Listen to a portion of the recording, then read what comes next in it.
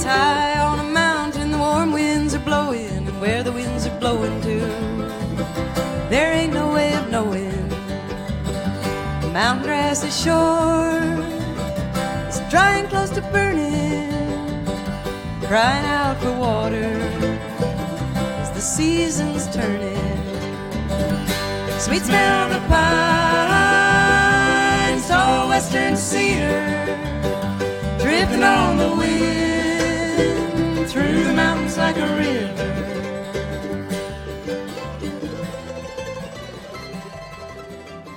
Hello, my name is Ayana Young, and I welcome you to Unlearn and Rewild, where we explore radical ideas relating to Earth renewal. Today from Berkeley, California, we are joined by Joanna Macy, eco-philosopher, activist, scholar of Buddhism and systems theory, who has an international following thanks to 50 years in movements for civil rights, global justice, and ecological sanity. Her 12 books include Coming Back to Life, Widening Circles, a memoir, World as Lover, and World as Self. She travels the world teaching her program for activist empowerment and healing from the psychological damage of civilization, entitled The Work That Reconnects. Hello. There you are. There you are. Hi, Ayana. I am thrilled to be meeting you this way and in conversation with you. Well, it's an honor for me as well to share your voice in this way. The radio show was created out of a deep despair in my heart and needing to reach out to people like yourself for guidance. And I know there's a lot of other people that are in the same boat as I am. You show how significant it is and how productive it is to not be afraid of your despair and grief and outrage over what's happening.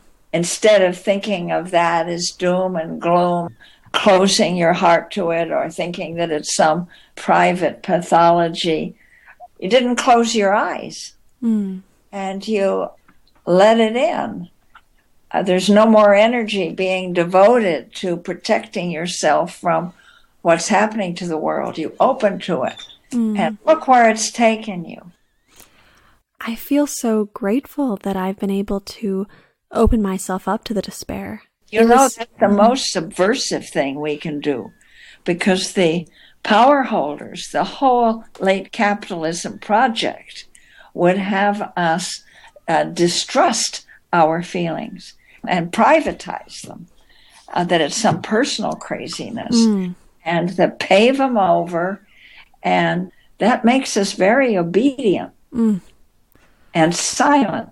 And so it's easier to manage a population that is silent, depressed, isolated, and obedient. But you didn't buy into that for some blessed reason. You may not even know yourself. You didn't.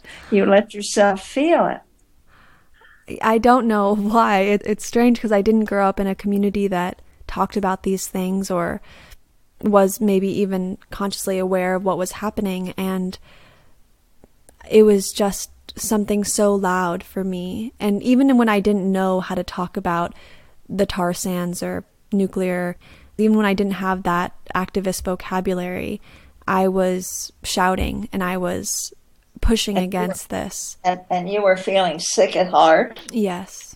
And you didn't shut up about it. No, I didn't. Praise be. You may not know even what it was then your growing up or your ancestry that gave you that courage. Before I really stepped into this open-heartedness towards what's happening, I was constantly feeling this chronic dissatisfaction, and I was just feeling this heaviness of meaninglessness and emptiness. And it wasn't until I really opened up, broke my heart open, cried, felt the deep darkness of what's going on, and then, starting to be proactive, that's when I felt, wow, okay, this is enlivening. It's I feel alive. Yeah, and then you found that you also that you weren't alone. You suddenly found that you had all these wonderful people to link arms with. We are not alone in this despair, and at the core of it all, the despair comes from this deep love that is undeniable, unexplainable.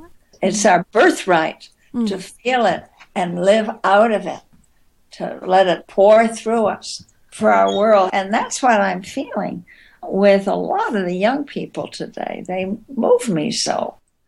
I feel like my generation is beginning to emerge from the paralysis of despair. I've always hesitated to use the word hope, since it carries a sense of passivity or resigning your power.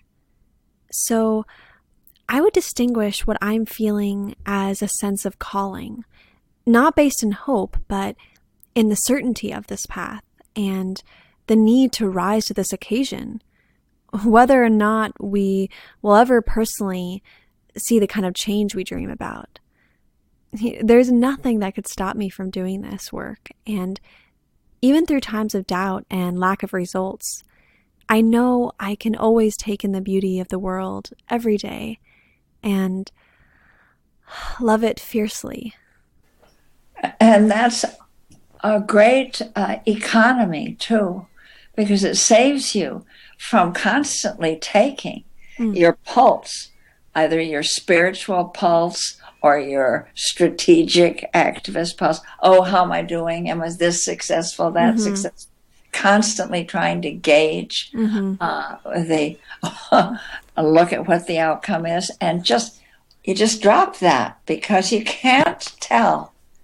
There are people who have done things and said things that have profoundly enriched and altered your life, and they're part of the compost that's nourishing your life, and they don't even know it.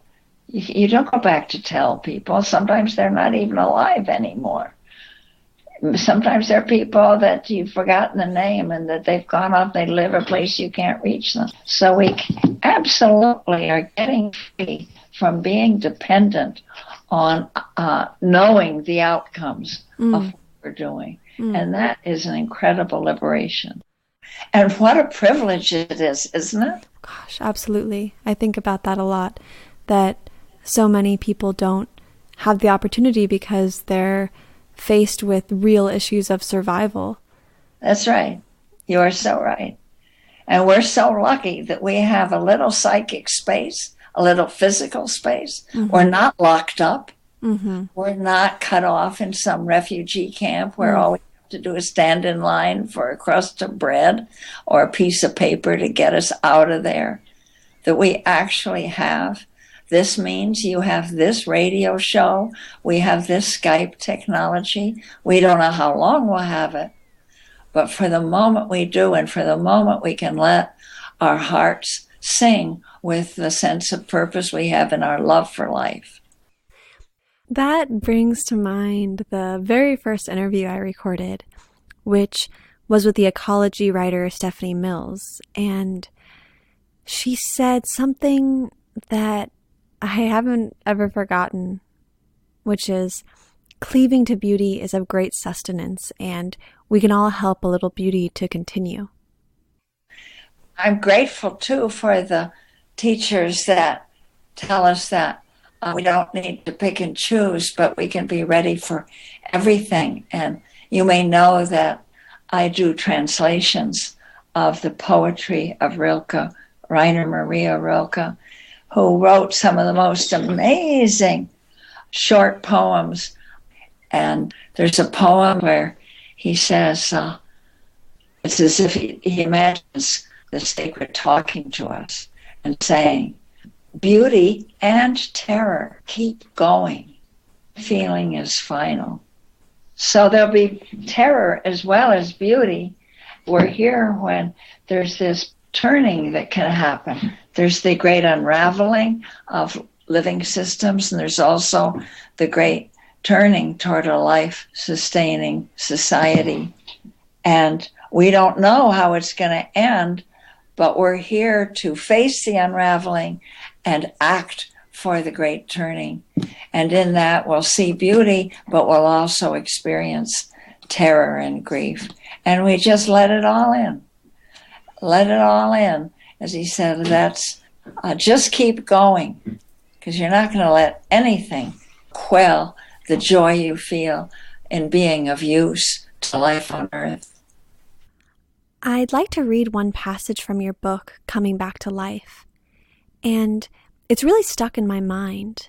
And it makes sense of that paralysis, that moment of stillness as you awaken to the fact that your pain is the pain of the world manifesting in us. Quote, "The very distress that, when we hide it, seemed to separate us from other people, now uncovers our connective tissue.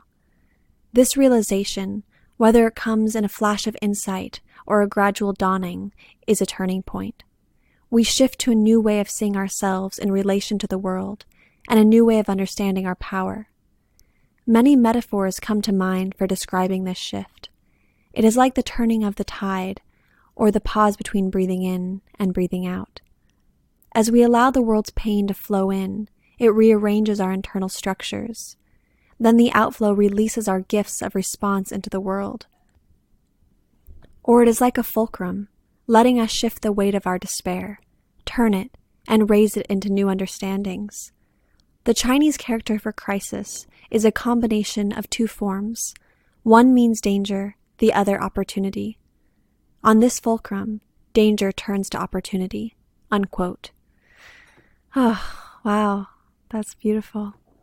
So, could you speak about how pain helps transform us and unlocks our healing powers? For one thing, this has been known to us humans, maybe to other life forms as well, for thousands of years. In every spiritual path, in every mythological structure, there is this recognition that the way to fulfillment is often through a dark and painful turning, like the hero's journey. For the hero to become a hero and to discover, to engage in the great saving adventure of whatever she or he is about, there's first a descent where you feel almost powerless. You have to confront the monster, and you have to embrace the monster, and that you break free of the restrictions that your culture has imposed on you in daring to love what is unlovable or what you've been told is unacceptable, and to run the risks of being considered crazy or loony or weak or unpatriotic or too sensitive or too emotional or what have you, and just open your eyes, your mind, your heart to what is. It's a declaration of allegiance to the truth of where you are.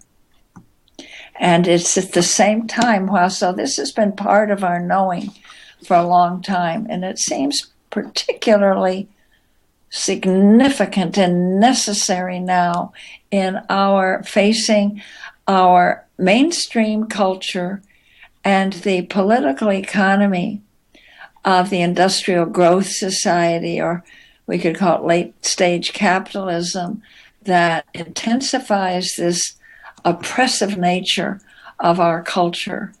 And so for the power holders would have us not get acquainted with the power of and the intensity of our outrage and the depths of our grief. They would like us to feel that everything is just okay the way it is. Put a little smiley face wherever you can. Keep a stiff upper lip. Be obedient. Conform. Don't step out. And don't raise your head, etc.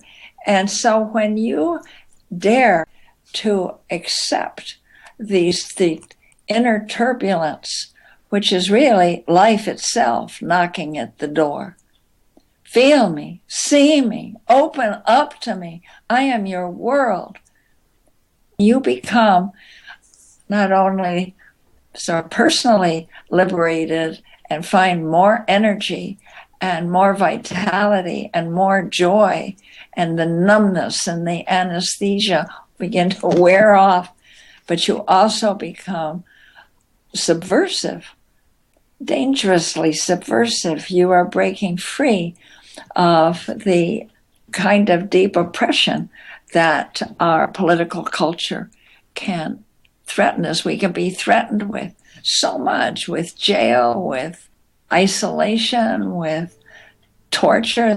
The power holders, in defense of corporate globalization, are rolling out just about every scary device they can with genuine harm to keep us quiet, to keep us obedient.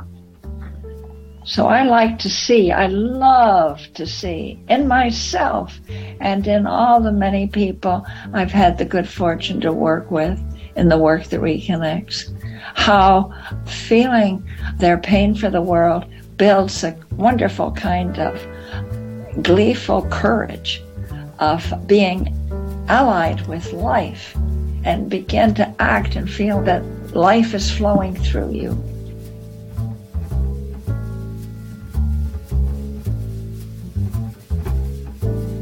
Trying times is what the world is talking about. You got confusion all over the land. Mother against daughter, father against son. The whole thing is getting out of hand. But folks wouldn't have to suffer if there was more love for your brother. But these are trying times.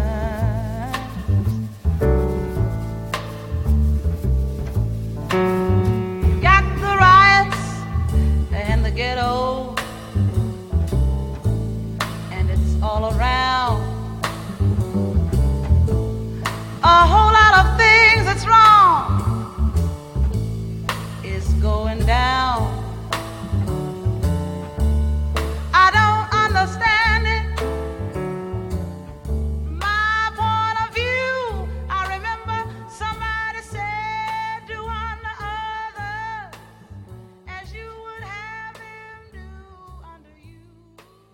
And then This system is set up for mandatory participation, with, vanishingly few exceptions, the people who have gone money or fossil fuel free.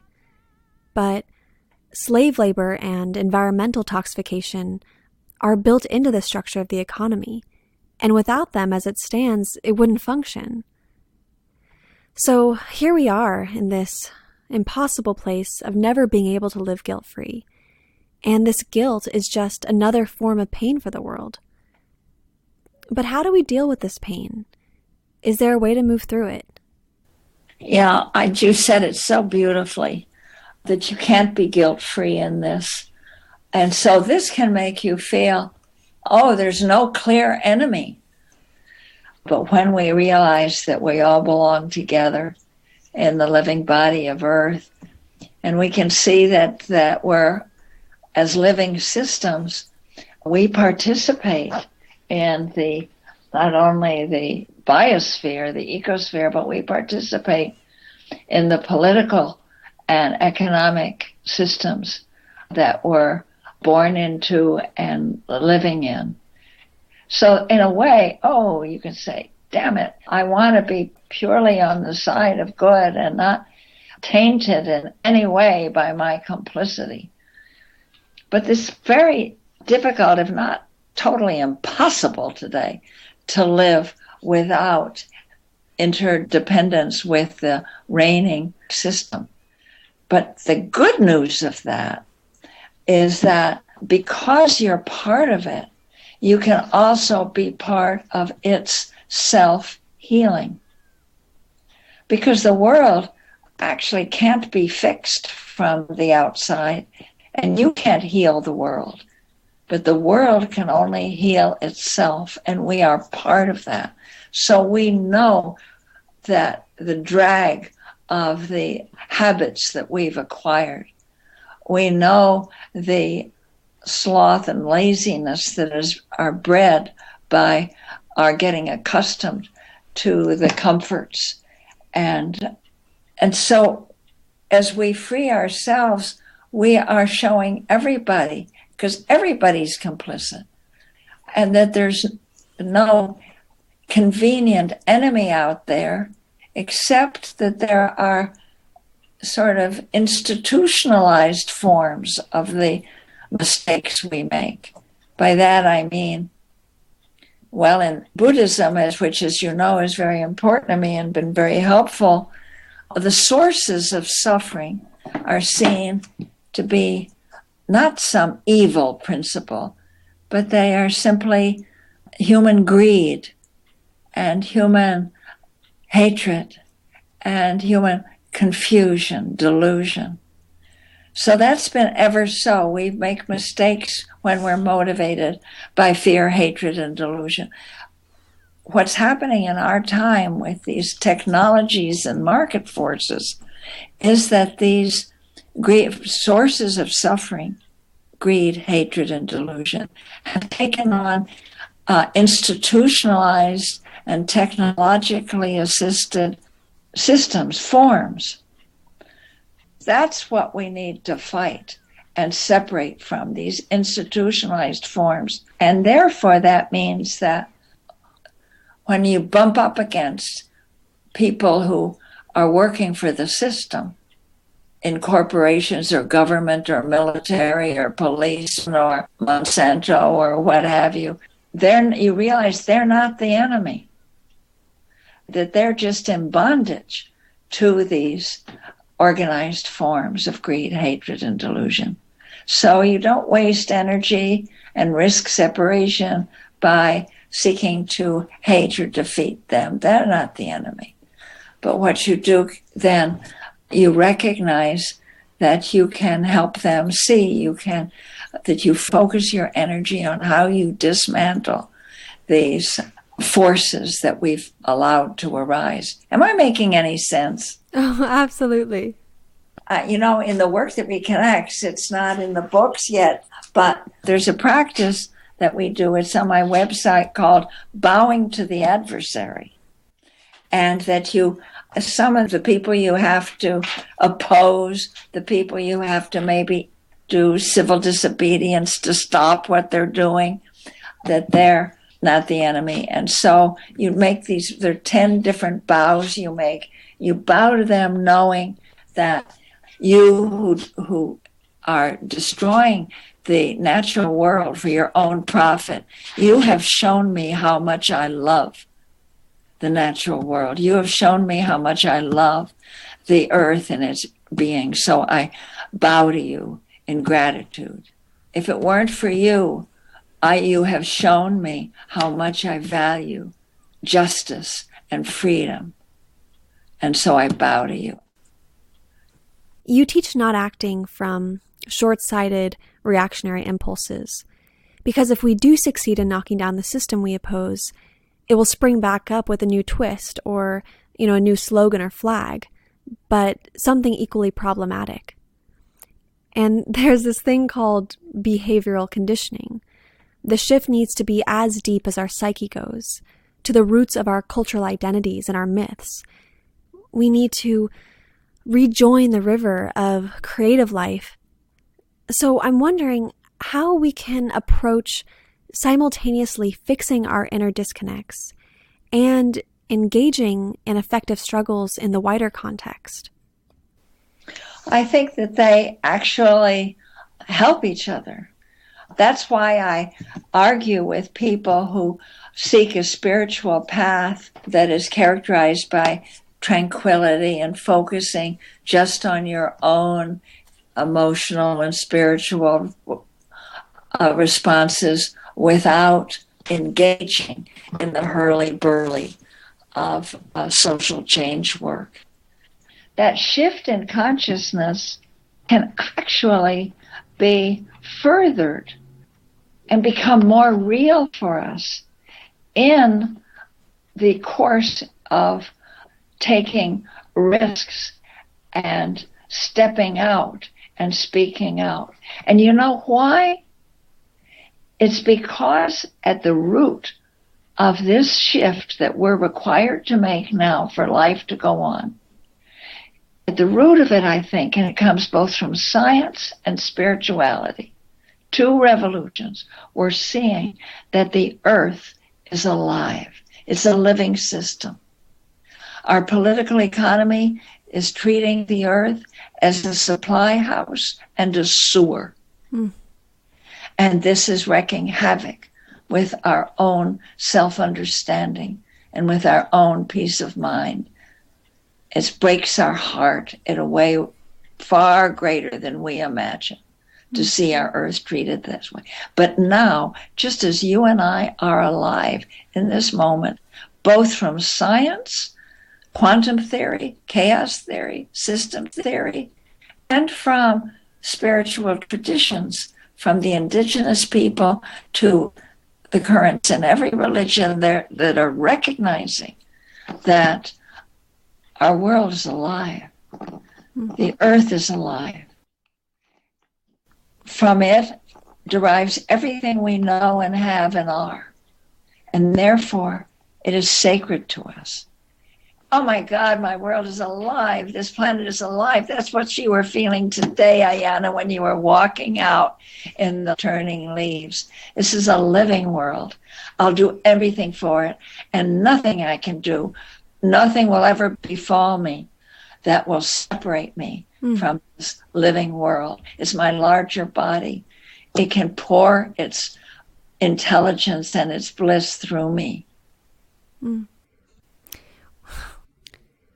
When the paradigm of separateness and separate individuals fades away, there's a tremendous weight lifted in a sense. There's a pressure in our culture to be exceptional, to be original in your ideas and in your expressions. This may partially derive from the notion of human exceptionalism or national exceptionalism in certain cases. So, when we begin to see the world as a unified whole, personal success only makes sense if it serves a wider collective success, the thriving of a community or an ecosystem. You've invoked Arnie Nass, originator of the term deep ecology, and his call for cultural therapy to break out of the anthropocentrism. You are one of the leading advocates for deep ecology, so can you speak about Arnie Nass and how your work has dovetailed with his? Oh, yes. His coming into my life was, his thought was very important to me. When I started this work, I thought it was just about freeing people from their negative emotions and so that they could be more effective activists. But then I found, to my surprise, that in so doing, the people around me and I myself were feeling a shift in identification, shift to identifying with the earth itself, herself, himself. I don't know what pronoun to use, but then I thought, oh, that's just like the Buddhist teaching of dependent co-arising, of radical interbeing. And then came my acquaintance with deep ecology. And I thought, oh, goody. Now I have a secular term for what I only had spiritual language for before, that we are gaining access to our deep ecology, that is our structural, the universe is so structured as to involve our mutual belonging and our capacity to think and act together. So Arnie Nass, almost as soon as I discovered that, I was with my buddy John Seed in Australia, founder of the Rainforest Information Center, and we invented the Council of All Beings, where people could experience, step aside from their human identification and speak for another life form. And this was not losing their superiority, actually what almost everybody felt was taking off a girdle around you. I don't have to just constantly be identified with my society-defined social role. I'm part of life. Ooh, I can feel what it's like to be a wild goose or a slithering snake or a blade of grass, and that's our birthright. Being human is just the last chapter in a journey that has shaped our minds and bodies. We remember that journey in our mother's womb, where we remember being fish and amphibians and growing gills and tails. We do the whole remembering of our origins there, and it's wonderful to be liberated from our human exceptionalism, and then real wisdom and a lot of ingenuity pops up. We must do a Council of All Beings together, Ayana, someday.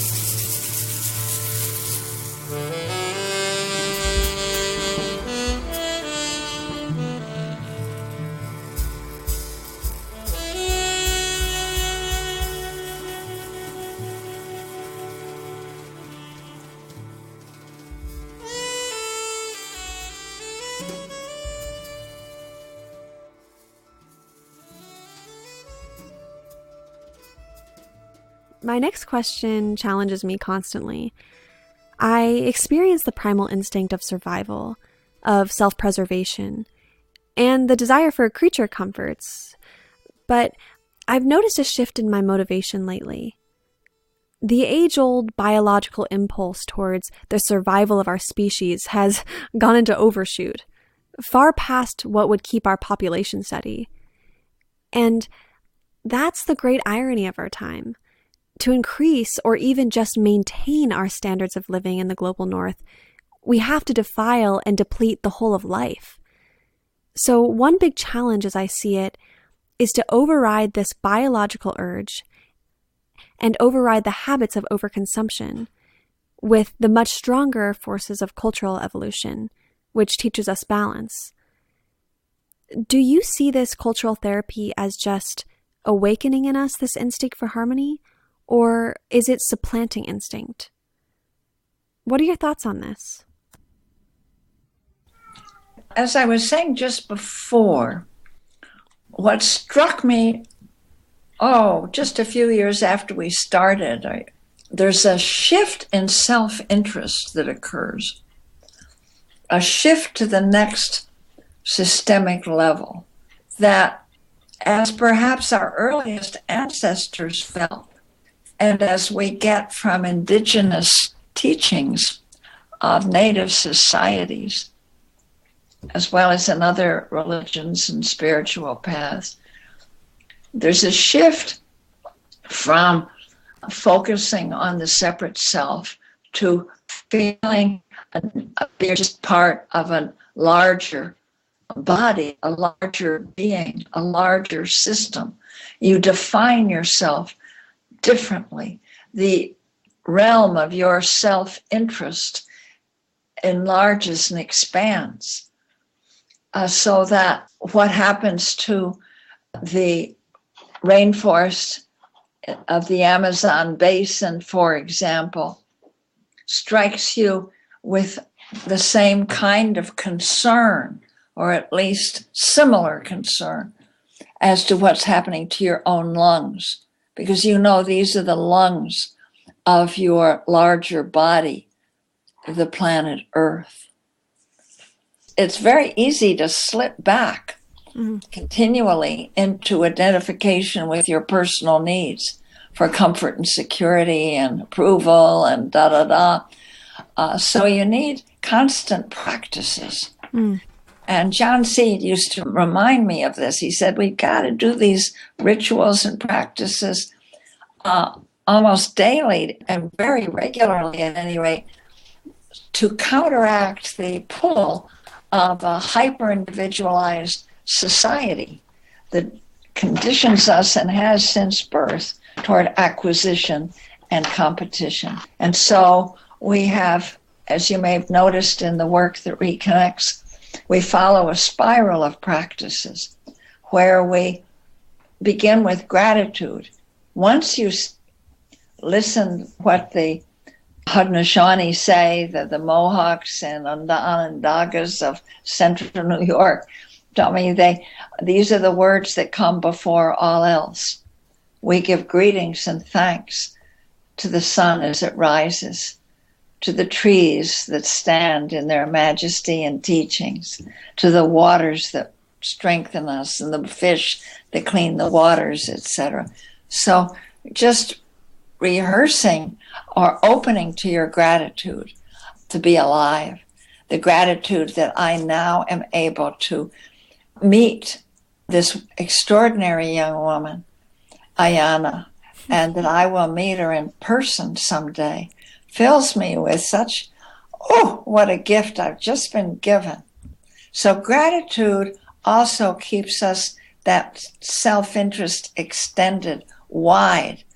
The other parts of the spiral are just what we talked about not being afraid of the suffering.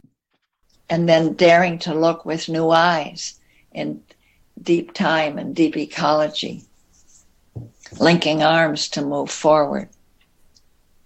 There is a huge pull, and fear, that's why fear of scarcity and fear of danger can pull us back to just worrying about ourself or our family or our clan. It really helps to keep looking through the lens that widens. It helps you experience the widening circles of your life. You wrote, quote, "When we reconnect with life by choosing to bear our pain for it, our mind retrieves its natural clarity," end quote. In this epic journey from the human-centered, exploitative society to a society that honors the principles of inner being, of interconnection and coevolution, there are enormous feats of logistics and engineering, transitioning to minimally consumptive societies with local and sustainable food and energy production, and a complete reworking of the hierarchical political systems and legal systems, and a dissolution of the police state and the military structures, and then shutting down the 400 nuclear reactors worldwide and dealing with the unimaginable amounts of nuclear waste. just to name a few of the incredibly complex tasks ahead. So I'm interested in the open-ended question of how to self-organize among the huge and growing body of concerned people globally, and how to decide where each of us fits into this project, and be able to shift our strategies as the situation evolves. I know it's a sweeping question that, of course, has no simple answer. Well, I could say you're right. It's a huge question, but there are a couple of basic reminders to oneself that really help. One is that of all these issues, yes, they are multiple, but they have one core, what we used to call problématique. There is one core mistake at the source of all of these wreckings of life on our planet. And that is the notion that we are separate, that we can hold aloof from the sufferings of others, and that we can find some private salvation. In a way, it doesn't matter that much which different issue you work on, whether you work on domestic violence, the slave trade that's still existing in our private prison system. We can work to liberate ourselves from the tragedy of imagining that we're separate. So that means we can move from one to another. That also saves us from thinking that our issue is more important than other people's issues. Mm. And that has taken a big toll on activism in previous decades. They're all important. It's been very helpful to me, by the way, Ayana, that we have separated, as we see these three dimensions of the transition to a life-sustaining society, the great turning. And they're holding actions where we slow down the destruction, and they're the changing of the positive actions of changing the very way we do things. And the third, the shift in consciousness. They all support each other. And so we can slip free of being competitive about which of our strategies is most important, and just let life move through us. And through it all, we must steer clear of the great mistake. The great mistake is to think that we can do it alone. Even looking at what's happening, we can't even take that in alone. The name of this game now is link arms and do it together. And that brings us enormous rewards. You found that. Mm-hmm. Look where you found your beloved. Mm-hmm. Me too. Mm-hmm. I had 56 years of a marriage where we were looking together at the challenges of our world and loving each other through the courage and ingenuity we saw in each other as we waded into one challenge after another. Mm. That's why the wedding ring that is still on my hand, on my finger, has 3 circles of a different kind of gold. One is me, one is my beloved, and the third circle that links the two is our world. We stand together not gazing riveted into each other's eyes, but we stand side by side looking out at our world, strengthening each other and loving each other through what we discover as we walk hand in hand into the great turning. That's true love. I know you didn't ask me that question, but it just came out. I love that answer. Thank you so much for sharing that intimate insight. It is so amazing to join with others in the deep passions and convictions for life. And it's so fulfilling. It's the sweetest thing. It is. It's so sweet. You're already in heaven. And so it makes this, you're doing just what you want. And you can't imagine being happier. And you may not see the results of this action for another lifetime or two. So you're free to engage without constantly taking your pulse. That's how effective you are. Mm. It can almost demean all that heartfelt work put into something that may not have the outward success that we so wished it had, but what else would we be doing during this time? What else could we potentially spend our time on other than deeply loving this planet that is part of us? You, Ayana, you've been prepared for this moment by 4.5 billion years of life on this planet. Your mind, your heart, your sensitivities, your body, all awarenesses, I didn't start with your birth and your particular line of ancestors. You're their gift to this time.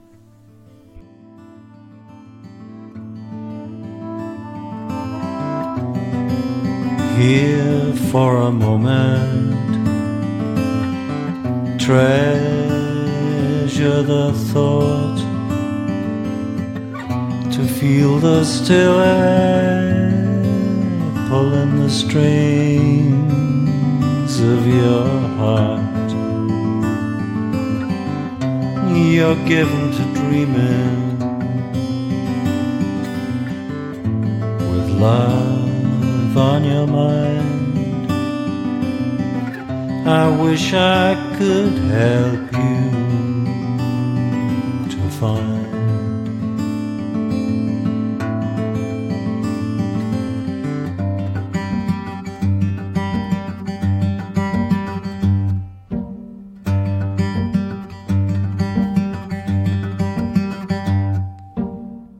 You're a girl with horizons, so easy to see. Atop your high mountain, time is temporary. Maybe I'll pass you, just say hello, or maybe we'll never know.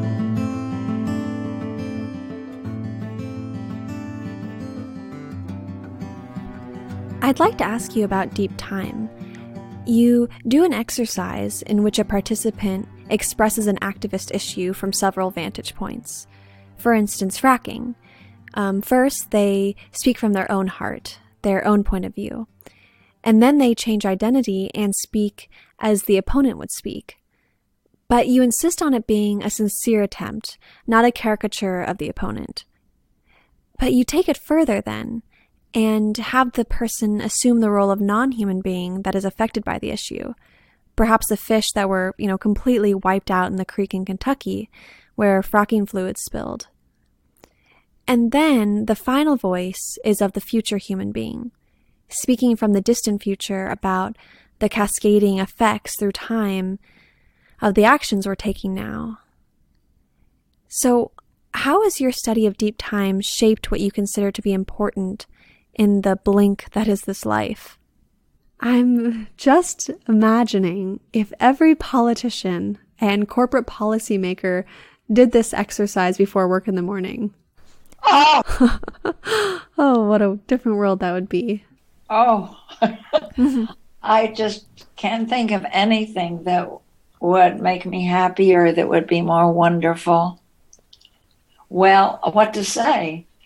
I feel that a lot of the simple practices in the Work That Reconnects, if they could just pause and do them at the cabinet level or in any decision-making body in government or corporate structures that have so much power over our lives at this present moment. Yes, this is our birthright to feel these connections, all of them. And what's wonderful, Ayana, is that this revelation that happens, this particular exercise I call widening circles, as you speak for first yourself, the adversary, the non-human, and the future one. Let me put it this way. I could decide to go and help people know how important it is to identify with these three other voices. And I could give a lecture about it. I could give a lecture about feeling nonviolent, identifying with your enemy, a lecture about deep ecology with the more than human, a part of the lecture on deep time. But instead, people don't hear any sermonizing, not a word of it.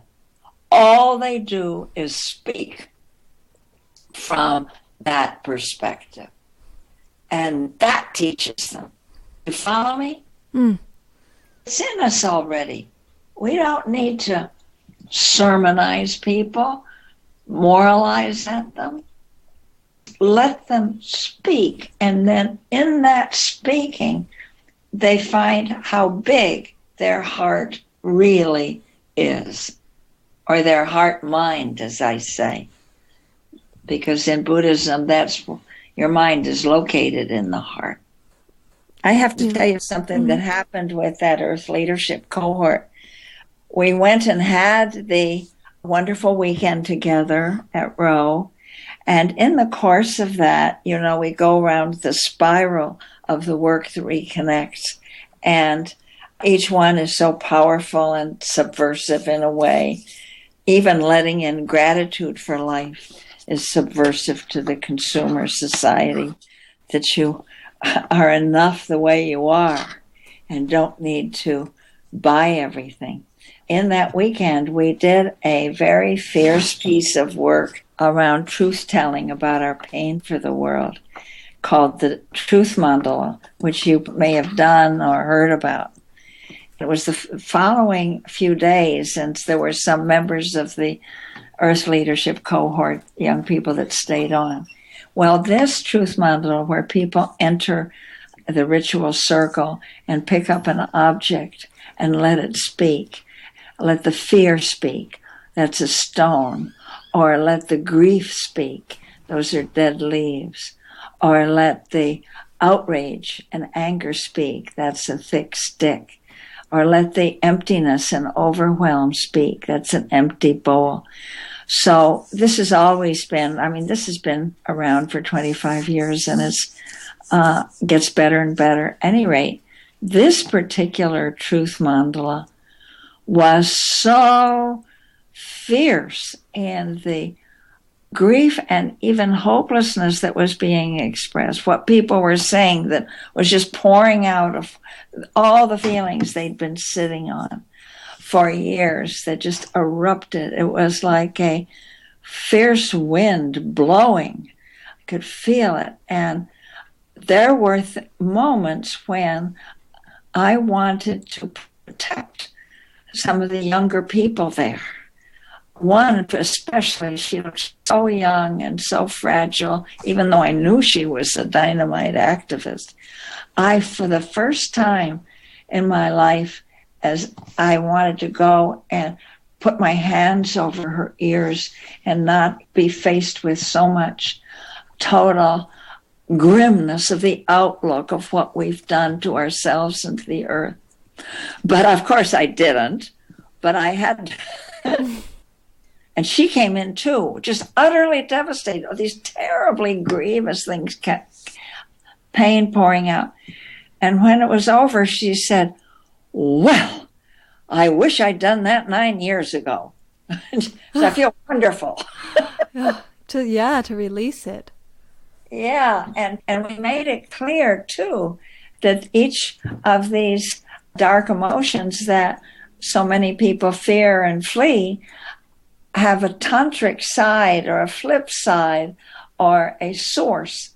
And that if the source of the grief is not craziness, but love. You mourn what you love. Mm. And that the source side of the anger is not hatred at all. It's passion for justice. And the source side of the fear is the courage that is there when you actually speak it. Because we're supposed to be so afraid of our fear, we can't even call attention to it. Mm. I keep discovering the same thing. And that we can trust our deep feelings about what's happening to the world. And that it can bring us strength and it can bring us each other. Wow, I can see that exercise being really instrumental, especially for people feeling the despair and who have grown cold-hearted and numb from serial defeats. I've heard some really unsettling justifications for doing nothing, usually some variation of, this is all part of Gaia's process.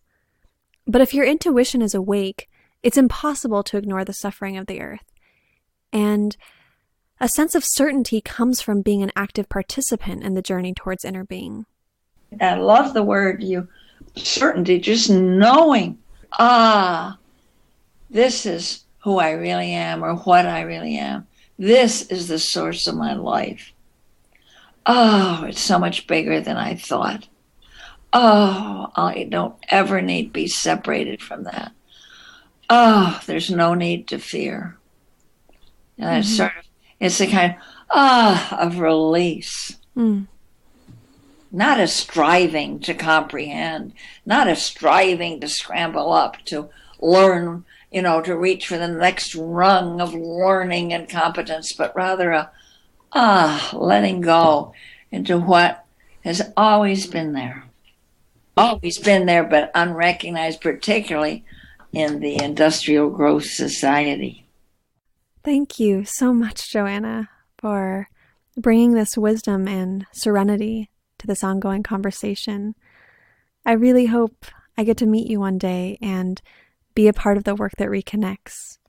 Well, that is occurring to me too, that I feel you in my heart. And you are so incredibly articulate, and your voice is so filled with freedom of Earth's true nature.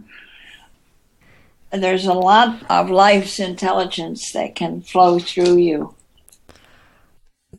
Wow. Thank you so much. I'm in awe of your words and this quenching rain of insight and love that flows through you so freely. It's just so beautiful. My partner and I have been feeling really overwhelmed with figuring out our roles in this planetary journey with, no blueprint or no antecedents to the challenge we are facing. So I just want to thank you so deeply and truly for your work and for this conversation and for being a stepping stone to help us get across this rough river. Well, I bow to you with gladness.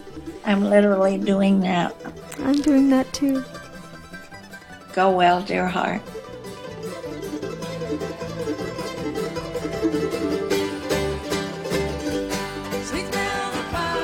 Thank you for listening to another episode of Unlearn and Rewild. Our musical selections today were by Roberta Flack singing Trying Times, Pharoah Sanders with Sunrise, Roy Harper with Time is Temporary, and our theme song is Like a River, sung by Kate Wolf. Our producer is March Young.